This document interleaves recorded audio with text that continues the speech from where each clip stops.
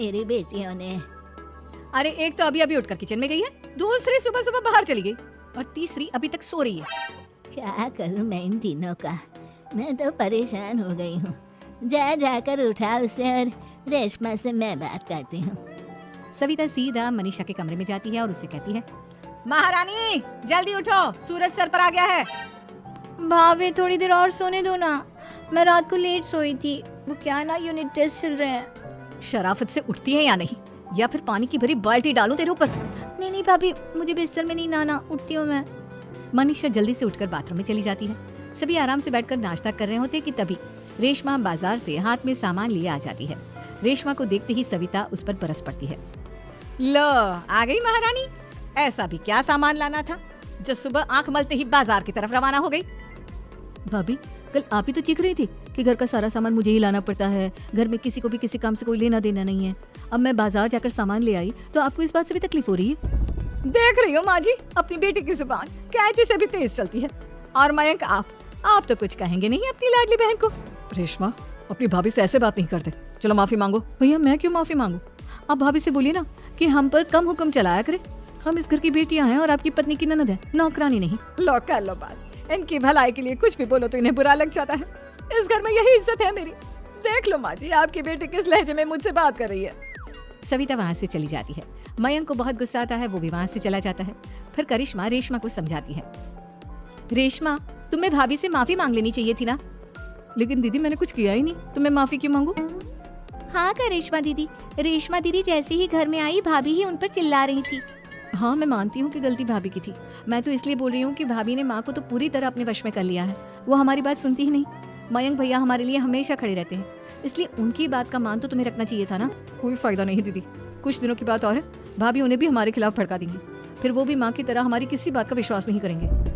इसी तरह सविता अपनी तीनों ननदों को किसी न किसी बात पर परेशान करती रहती थी। एक दिन मयंक अपनी तीनों बहनों के लिए गिफ्ट लाया। करिश्मा ये तुम्हारे लिए हार का सेट, रेशमा तुम्हारे लिए सुंदर सी ड्रेस, और मनीषा तुम्हें किताबें पसंद है ना, तुम्हारे लिए किताबें लाया हूँ।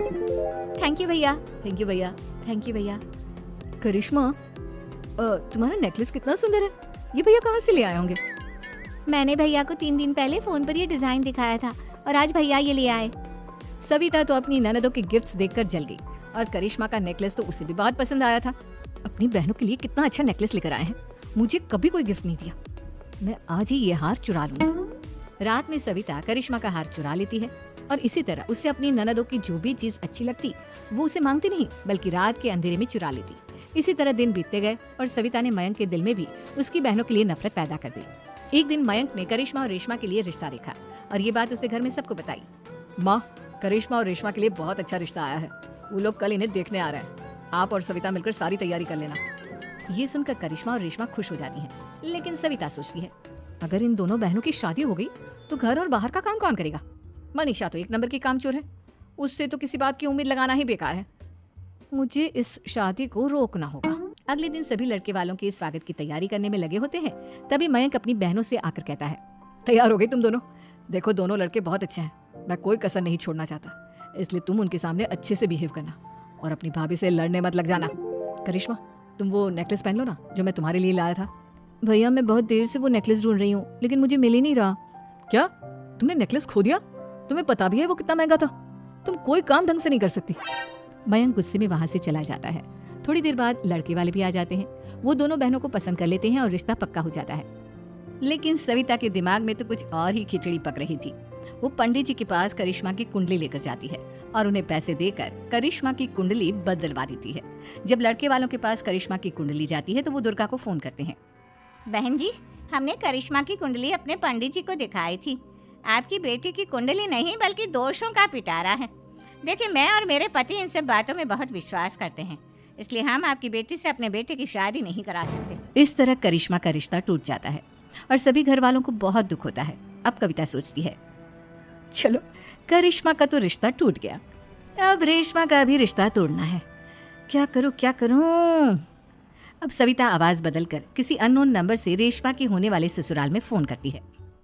हेलो, मैं कौन हूँ कौन नहीं ये आपके लिए जानना जरूरी नहीं, बस इतना सुन लो कि रेशमा का 2 साल से किसी के साथ अफेयर चल रहा है। बस रेशमा का रिश्ता तोड़वाने के लिए सविता का इतना कहना काफी था। अब रेशमा का भी रिश्ता टूट गया। मयंक और दुर्गा देवी ने रेशमा को खूब खरी खोटी सुनाई और उससे बार बार उस लड़के के बारे में पूछने लगे। आप दोनों मुझे क्यों परेशान कर रहे हो? अरे कोई लड़का होगा मेरी लाइफ में तो मैं बताऊंगी ना। जब कोई है ही नहीं तो कहाँ से लाऊं मैं कोई लड़का? तो तेरे होने वाले ससुराल वालों को फोन किसने किया था? माँ मैं नहीं जानती किसने फोन किया था, मैं सच कह रही हूँ। मैं तो पहले ही कह रही थी इसकी लगाम खींच कर रखो, लेकिन मेरी सुनता ही कौन है। आप चुप रहिए भाभी, ये सब आपका ही किया धरा है। अब तीनों बहनों को विश्वास हो जाता है कि ये सब उनकी भाभी ही कर रही है। तीनों बहनें अपनी भाभी को सबक सिखाने के लिए एक वकील कर लेती है और घर में हिस्सा मांगना। देखो भैया, माँ बाप की जायदाद में जितना बेटों का हक होता है उतना ही बेटियों का, इसलिए इस घर के 4 हिस्से होंगे और हमें अपना हिस्सा चाहिए। मैंने तुम्हारे लिए क्या क्या नहीं किया और तुम इस घर में हिस्सा मांग रही हो? भैया आप और माँ हम बहनों की कोई बात नहीं सुनते हो और भाभी हमारी शादी नहीं होने देगी क्योंकि उन्हें लगता है कि आप हमारी शादी में ज्यादा पैसा लगाओगे और उन्हें हम जैसी फ्री की नौकरानी कहाँ मिलेगी। तो हम भाभी के साथ तो रह नहीं सकते, हम बहनों को अपना हिस्सा चाहिए। अरे तुम्हें शर्म आनी चाहिए अपनी भाभी पर ऐसा इल्जाम लगाते हुए।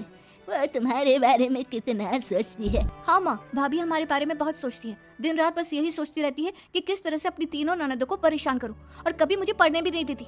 दोनों बहनों का रिश्ता भी तो इन्होंने ही तोड़वाया है और रात में हमारे कमरे में आकर हमारी चीजें भी चुराती हैं। इसी तरह सविता की तीनों ननदें अपनी बात पर अड़ी रही। अब कोर्ट में तारीख भी शुरू हो गई। जब सविता को लगा कि उसकी तीनों ननद इतनी आसानी से नहीं मानने वाली, तो उसने अपने पति और सास को सारी सच्चाई बता दी और अपनी तीनों ननद से माफी मांगी। मयंक और दुर्गा को भी अपनी गलती का एहसास हो गया।